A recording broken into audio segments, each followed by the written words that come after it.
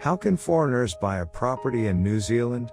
According to Toidu Te Wena Land Information New Zealand's website, foreigners can purchase off-the-plan apartments in large developments if these developments have one of following certificates.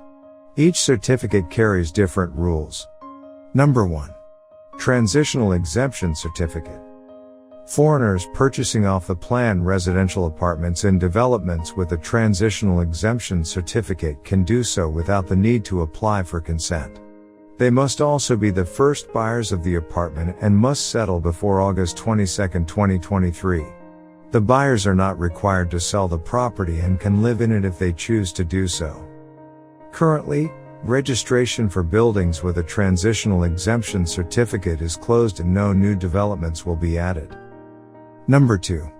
Exemption Certificate. Overseas buyers of apartments in developments granted an exemption certificate must purchase the property before the construction is complete. They are, however, prohibited from living in the apartment, but are not required to sell it. Under the terms of the certificate, developers are allowed to sell only 60% of the total number of units in the building to overseas persons. The developers are also required to maintain records and provide a copy of the certificate to the buyers before they enter into a sale and purchase agreement. Number 3. Individual application for consent. Foreigners who want to purchase an off-the-plan apartment in developments that do not have a certificate, or exceeding the 60% limit, must apply for individual consent. To be eligible, the development must have at least one multi-story building. Each building should also house at least 20 apartments. Buyers are not allowed to live in the apartment and must sell at a timeframe set by the Overseas Investment Office, OIO.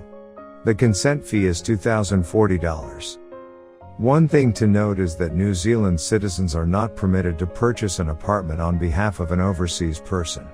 Doing so can result in legal penalties for both the resident and the foreign buyer. The table below summarizes the different rules for overseas persons investing in apartments in New Zealand.